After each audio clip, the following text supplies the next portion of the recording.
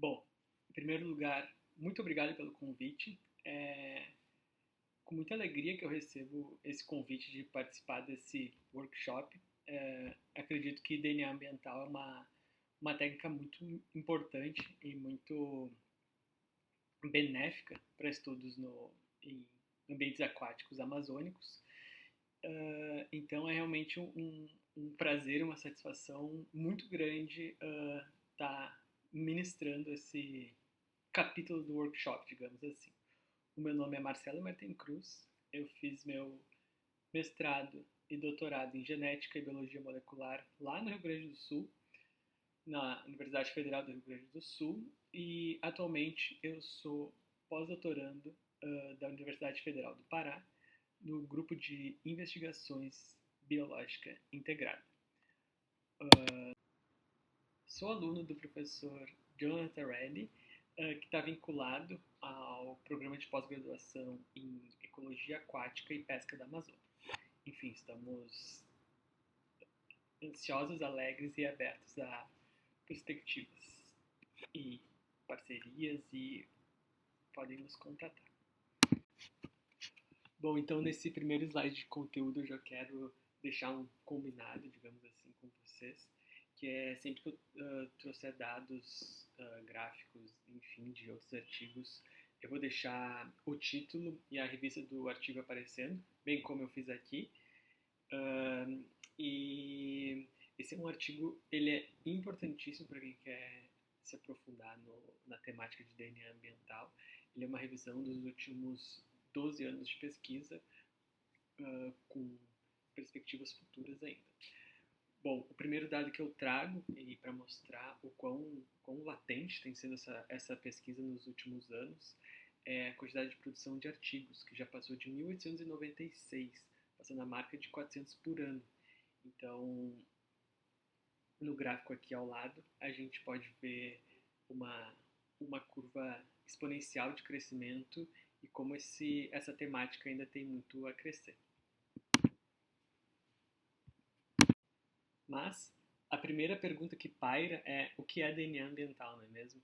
Então, DNA ambiental ele é definido, como o próprio nome sugere, né, como o material genético presente em amostras ambientais, tais como água, terra, até mesmo o ar, ele é coletado e classificado como DNA ambiental. Então, qualquer organismo ele vai deixar vestígios, rastros do seu material genético no ambiente e esses vestígios, rastros do material genético, ele pode ser estudado e esse campo de estudo ele é chamado de DNA ambiental.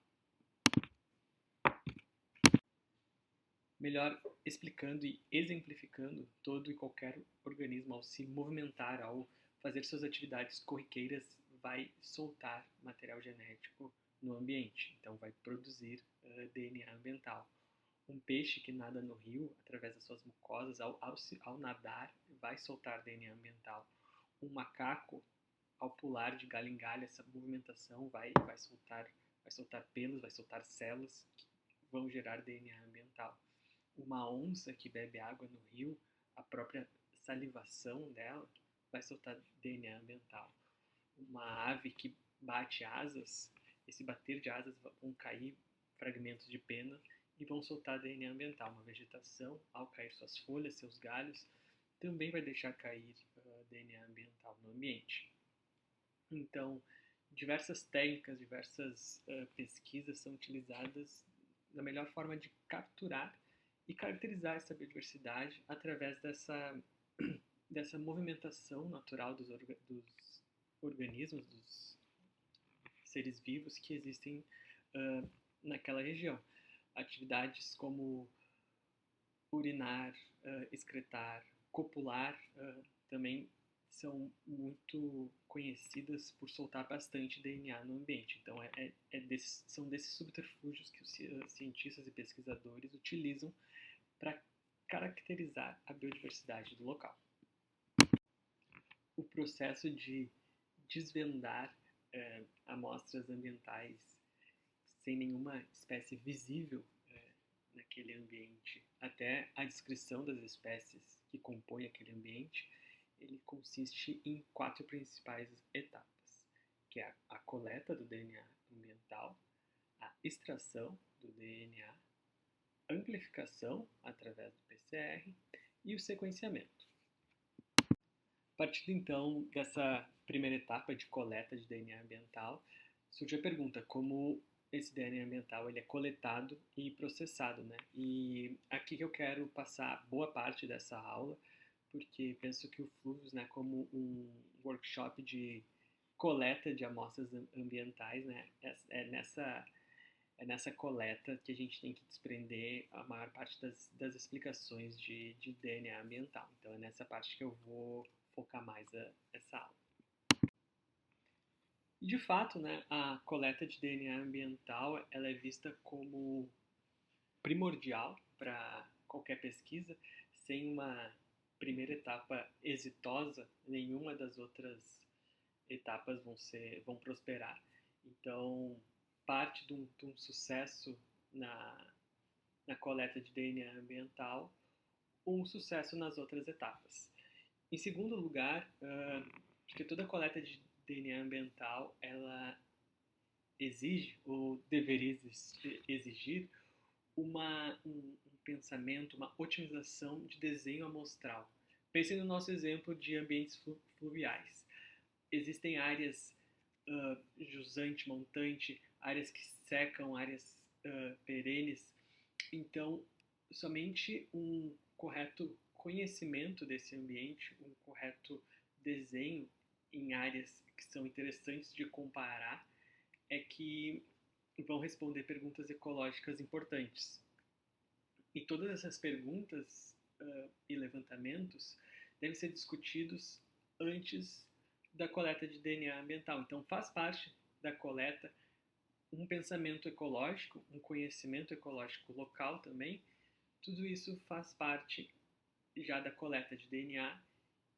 O dia da coleta em si pode ser somente pegar amostras ambientais, mas o local onde isso vai acontecer e a metodologia como isso vai acontecer exige muita pesquisa prévia e é muito importante também uma discussão ampla da melhor forma como isso vai acontecer.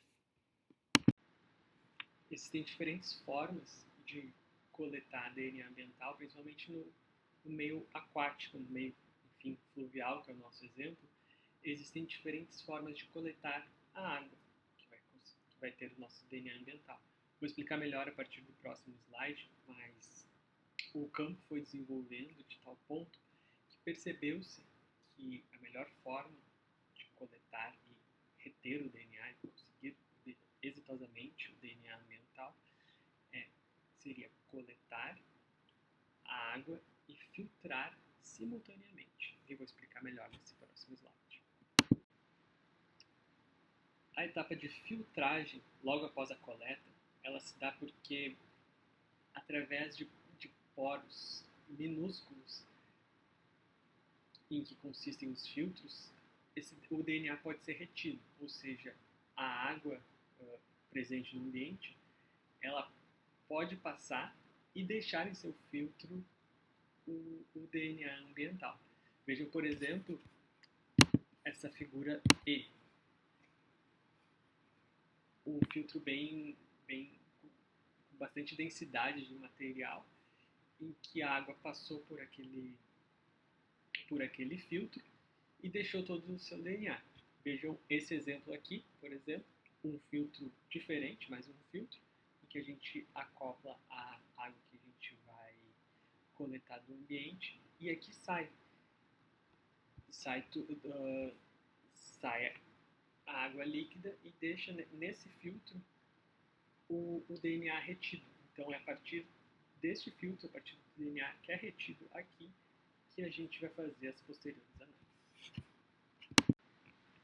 A partir do exemplo dado deste filtro aqui, e quem puder nos acompanhar no workshop presencial, eu vou poder explicar, mas trago a imagem de um avanço que é o desenvolvimento de uma furadeira, parafusadeira, em uma bomba peristáltica, em que a água, ao mesmo tempo, ela coletado e vai sendo filtrado nesse dispositivo. Essa é uma técnica que já vem sendo desenvolvida e comprovada como muito eficiente na coleta de DNA ambiental.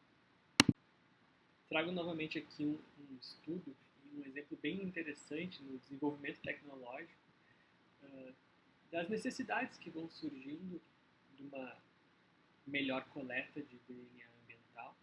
Este dispositivo, por exemplo, ele foi desenvolvido para coletar ambiental em ambientes perigosos, em águas contendo organismos predadores, tubarões, répteis, enfim, como pode ser o caso de ambientes amazônicos, que não seja interessante uma coleta tão próxima, um dispositivo com uma certa distância para a coleta de DNA e ainda assim uma mochila acoplada que vai fazendo todo esse processo de filtragem.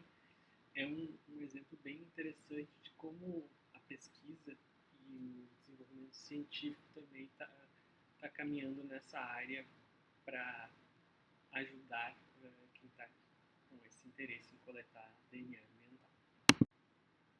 Outro exemplo interessantíssimo que exemplifica os avanços científicos na área é que os comparativos metodológicos são tão difundidos em que agora nós somos capazes de entender e comparar que métodos vistos como muito simples, muitas vezes, eles na verdade podem ser muito eficientes. Então, na Austrália, pesquisadores descobriram que uma coleta passiva de apenas mergulhar os seus filtros em água, elas vão descrever muito bem a biodiversidade comparada com outros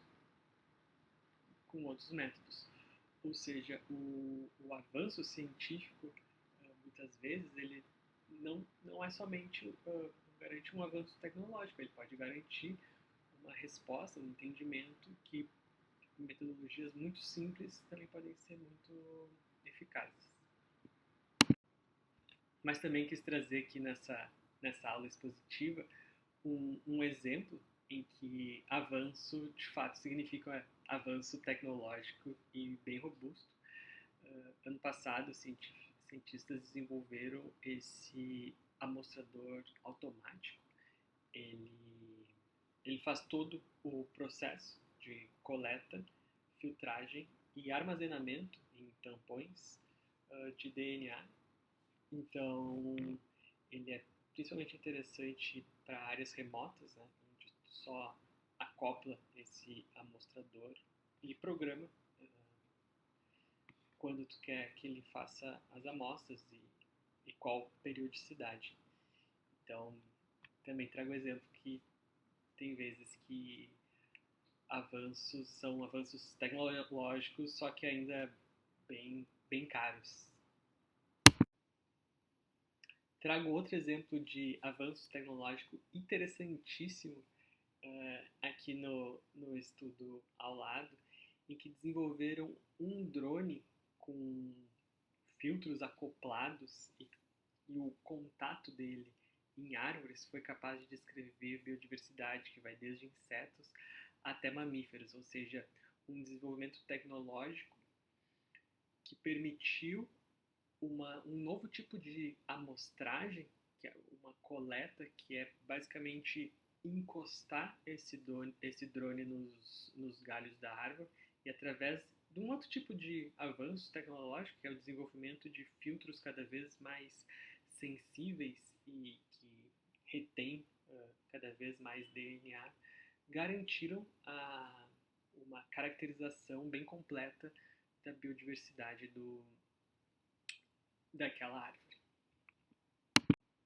Outro exemplo muito interessante para nós, principalmente que estudamos floresta amazônica, uma área em que chove bastante, é esse artigo aqui ao lado, em que desenvolveram um meio de amostrar a água da chuva que passa por árvores, ou seja, o desenvolvimento de capturar o DNA das espécies presentes naquela árvore através da chuva que cai, lava essa árvore, digamos assim, e deixa cair o DNA de todas as espécies que estavam presentes naquela árvore. Então, foi, como podemos ver aqui embaixo, um desenvolvimento bem simples, na verdade, de amostragem e captura dessa água que cai da árvore, uma posterior coleta, e eles conseguiram descrever muito bem espécies que habitavam a árvore a partir dessa água da chuva. Muito interessante. Aqui em cima trago um exemplo de um estudo também muito interessante e também muito aplicável à floresta amazônica, que é o uso de teias de aranha como filtros naturais, porque as proteínas da teia de aranha, elas fazem grudar o DNA solto presente no ambiente e assim, ao capturar a teia da aranha, a gente consegue descrever espécies muito próximas que viviam ali, como vertebrados, no caso desse estudo. Esse estudo encontrou até, na África, né, no caso, elefantes, girafas, macacos, muito interessante. A etapa que ocorre após a coleta de DNA ambiental é a extração. A extração do DNA, basicamente, é a quebra, a lise celular e a posterior purificação, ou seja, a separação do DNA em si, que é o nosso interesse, da célula e de outras partes celulares. Essa etapa ela é basicamente realizada por meio de reagentes químicos e métodos físicos como centrifugação. Logo após a extração do DNA, temos a etapa de amplificação. Essa etapa é principalmente importante no caso do estudo de DNA ambiental, porque o DNA ambiental, por sua natureza de estar solto no ambiente, ele pode estar muito fragmentado. Então, uma amplificação, uma maior concentração do DNA naquela amostra, ele vai ser muito importante para melhor analisar ele na posterior etapa de sequenciamento. A etapa de amplificação, ela se dá por meio da técnica de PCR, que eu vou explicar no próximo slide. A multiplicação das moléculas de DNA em uma amostra se dá por meio da técnica de PCR, que nada mais é do que controlar as temperaturas em que vão ocorrer as etapas de desnaturação do DNA, anelamento e extensão. Isso em repetidos ciclos e aplicando os reagentes químicos corretos, vai fazer esse DNA se multiplicar de forma exponencial e estar livre para ser analisado. A etapa de anelamento ela é especialmente interessante e importante para os estudos, porque essa flecha vermelha no exemplo, eles são primers, e os primers eles são específicos para cada molécula de DNA, ou seja, cada táxon vai ter uma molécula de DNA diferente, uma sequência de DNA diferente, então os primers eles são específicos para cada táxon, e isso vai ser muito importante no estudo de DNA ambiental. A escolha e a aplicação de primers, ela é, na verdade, um subterfúgio na melhor utilização da tecnologia de DNA ambiental.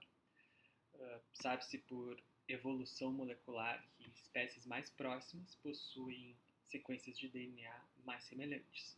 Ou seja, a escolha e o correto uso de primers, ele pode ser usado a fim de direcionar a amplificação do DNA do seu interesse. Então, nesse exemplo da ilustração, foi direcionado a amplificação do DNA para peixes. Assim,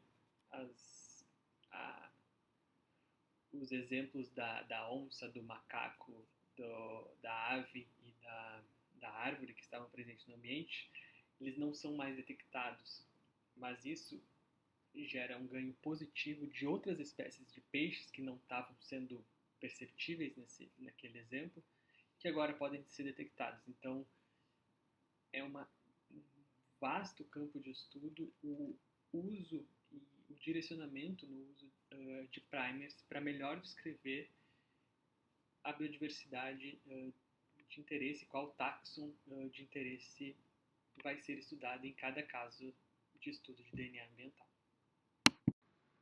A etapa de sequenciamento nada mais é do que desvendar a molécula presente no ambiente em sequências de nucleotídeo, em sequências de A, C, T e G. Uma máquina, um sequenciador vai fazer essa leitura e atualmente são usados ditos sequenciadores de nova geração que permitem o sequenciamento massivo e paralelo de longas regiões sendo sequenciadas. Esse campo vem recebendo muito investimento e muitos avanços tecnológicos. Desde início dos anos 2000, quando o genoma humano foi sequenciado, há 20 anos depois, foi um dos campos da ciência em geral que mais se desenvolveu.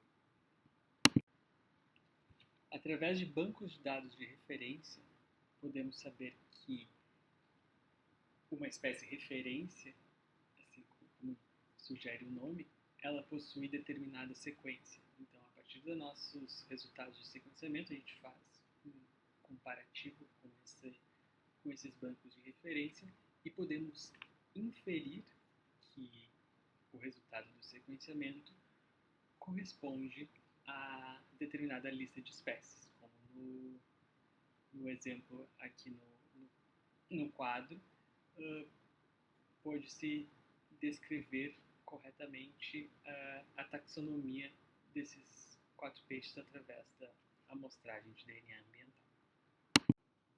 Após a explicação das etapas envolvidas nesse processo, eu queria discorrer um pouco sobre o porquê que esse DNA ambiental vem sendo tão amplamente estudado e aplicado, na verdade, né? A primeira explicação se dá pelo seu êxito. Por exemplo, o DNA ambiental ele tem se mostrado com um custo financeiro muito efetivo, ou seja, desprende-se, investe uma quantidade menor de dinheiro e consegue-se um maior número de espécies descritas em um ambiente.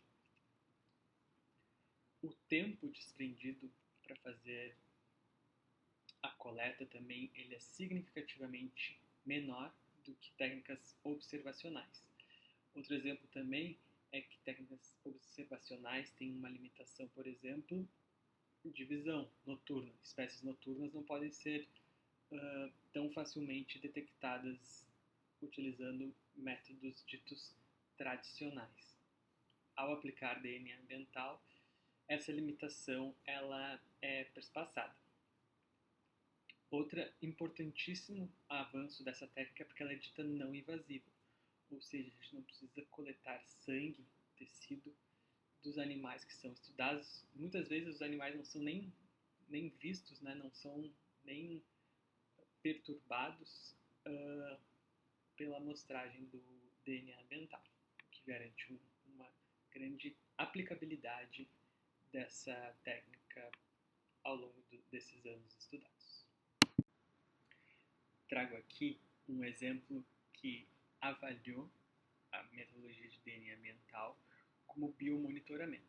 Então, além das vantagens já explicadas por mim anteriormente, esse estudo ele mostra que através da grande sensibilidade e padronização da técnica a gente consegue comparar diversos ambientes amostrados e entender, através da ausência e presença de certas espécies bioindicadores, fazer inferências da saúde e da qualidade ambiental daquele ambiente. Também através do que esse autor chamou de rebuild, mostra outra vantagem do DNA ambiental, que é a partir daquela amostragem original que fizemos muitas vezes anos atrás, novas perguntas ecológicas, novos interesses podem ter surgido. Então, a partir de uma amostra que já coletamos, podemos fazer novos estudos. Isso, para o futuro, pode ser muito importante. Então, a correto armazenamento do DNA, que basicamente são freezers potentes, podemos fazer novas pesquisas, novas inferências, entender mudanças climáticas que estão acontecendo ao longo dos anos. Eu trago aqui um exemplo de estudo que fez uma meta-análise comparativa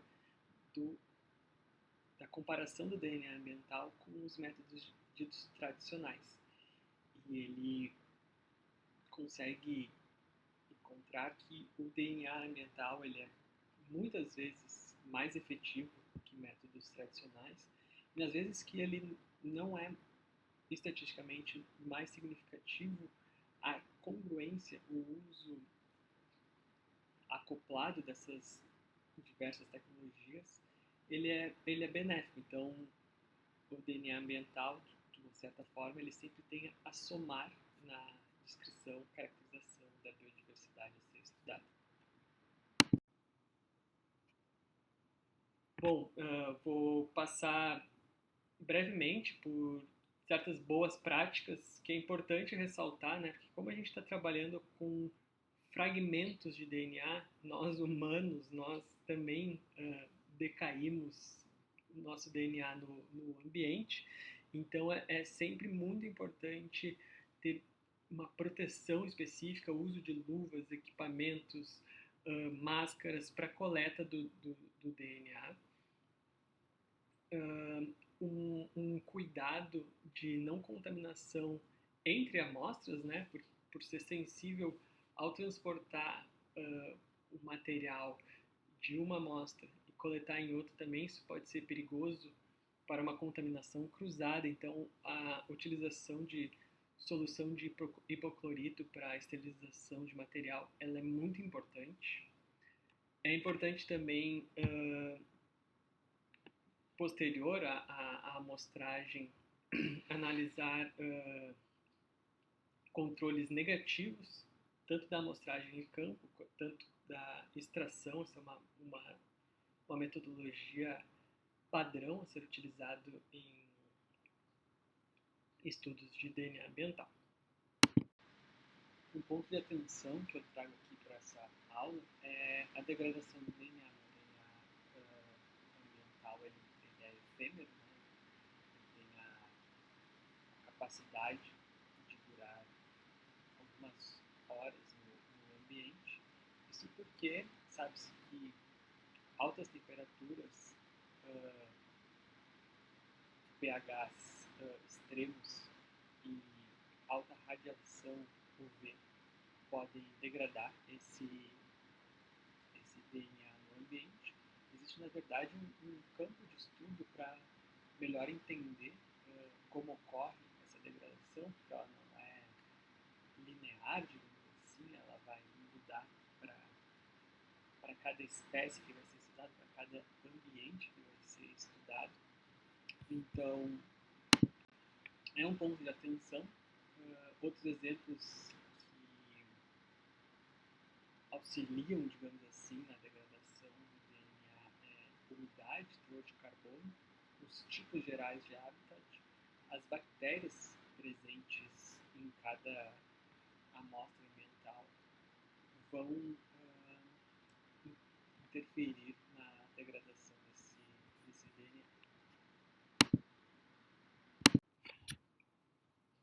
Outra coisa interessante também é que a concentração inicial do DNA de cada espécie também influencia na sua detectabilidade ao passar das horas. Então, essa taxa vai decaindo. Então,